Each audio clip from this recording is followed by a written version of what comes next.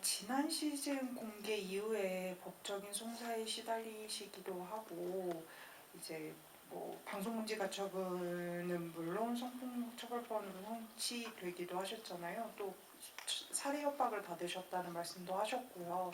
근데 개인적인 힘듦이 계속 있으셨음에도 불구하고 시즌2를 만들게 된 원동력이 있다면 뭔지 말씀해 주시면 감사하겠습니다.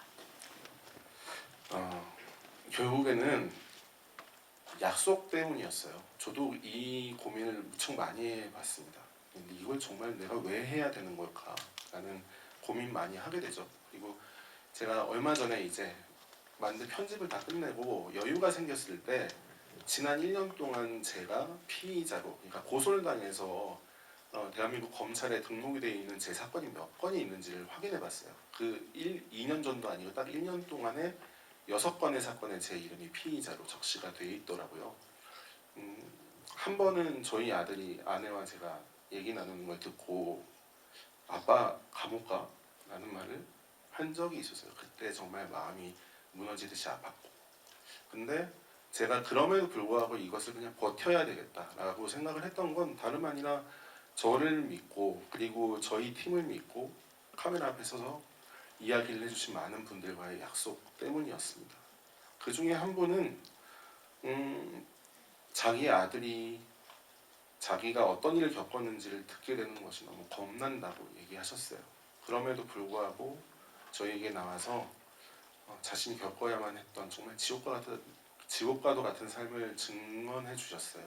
근데 그 이유는 말씀드린 대로 이 사회적인 참상 이런 것들을 자신이 알려야 되겠다라는 그 대의에 동의해 주셨기 때문이었고요. 저는 그냥 그랬기 때문에 많은 분들과의 약속 때문에 저는 단 한 번도 이것을 중간에 포기하겠다라는 생각을 할 수 없었습니다. 네, 아까 말씀해주신 여러 사건들이 있었잖아요. 특히 뭐 고소고발 당한 사건부터 자녀분에게 좀 가슴 아픈 이야기를 들으신 것까지 제작하시는 과정에서 시즌 1에서도 그렇고 나는 생존자다도 그렇고 현실적으로 많이 큰 어려움을 느끼셨을 것 같아요. 네, 특히 뭐 여러 외압과 뭐 많은 스파이들의 존재 뭐 이런 것도 다 이겨내셨겠지만 그 중에서 PD님께 나는 생존자를 제작하는 과정에서 가장 현실적으로 좀 압박감으로 다가왔거나 이 부분에 있어서는 좀 진짜 제작 을 할 수 있을까? 무사히 완성할 수 있을까? 고민을 하게 만들 정도로 힘들었던 사건이 있으셨다면 어떤 건지 궁금하기도 하고요. 그리고 어떻게 이겨내셨는지도 말씀해 주시면 감사하겠습니다.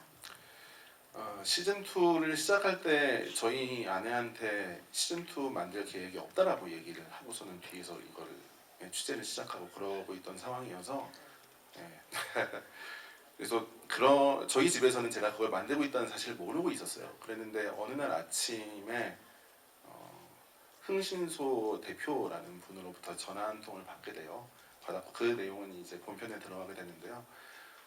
자기가 저의 뒷조사를 의뢰를 받았다. 뭐 저희 집이 어디인지도 알고 있고 뭐 그렇다. 그래서 한번 만나자라고 해서 만났고 만나서 이야기를 들었을 때 심상치 않다. 매우 우리 가족들에게도 위험한 일이 벌어질 수 있으니 조심해야 되겠구나라는 생각을 했고요. 그래서 아내한테는 제대로 설명을 하지 않고 경찰서를 같이 데리고 갔어요. 경찰서를 가서 처음에 먼저 신변보호 요청을 했습니다. 저에 대한 신변보호 요청은 아니었고 가족이 신경 쓰이니까 일단 그 신변보호 요청을 했고 그날 그 자리에서 경찰이 신변보호 대상임을 인정해줬고요. 사실은 그게 긍정적인 일은 아니죠. 신변보호를 해드려야 되겠네요 라는 판단을 했던 거고요. 그래서 저희 집사는 거기서 스마트워치까지 다 차고 이제 돌아오는 길이었는데 아무 말도 하고 있지 않다가 그날 저에게 매우 화를 냈고 한 일주일 동안 집에 들어가지 못하고 회사 근처에 있는 다른 집으로 갈 일이 있었습니다. 그때가 가장 미안했어요. 미안하고 뭐 이런 이야기도 있어요. 가족에 대한 미안함은 지금도 항상 있는데 저희 첫째, 둘째가 놀이터에서 놀고 있을 때 이야기를 저희 집사람이 그날이었나 뭐 비슷한 때 했던 적이 있었는데 다른 엄마들은 아기들이 놀이터에서 떨어지고 다칠까를 신경 써서 보고 있을 때 나는 주변에 사람들이 오는지 안 오는지를 신경 쓰고 있는 이게 정상이냐 라는 얘기를 해서 전 진짜 할 말 없었죠.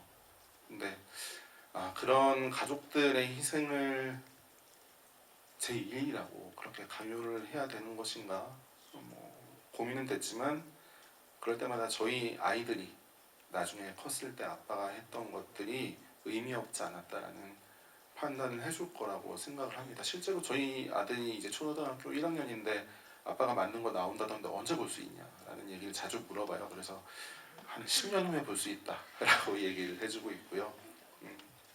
그래도 그 10년 후에 저희 아들이 이 만든 걸 놓고 봤을 때 자기는 기억하지 못하는 어떤 고통의 순간에 대해서 그냥 우리 아버지가 그런 일을 해볼 만 했겠네, 보람 있는 선택이었네라고 인정해 줄 거라고 저는 믿습니다.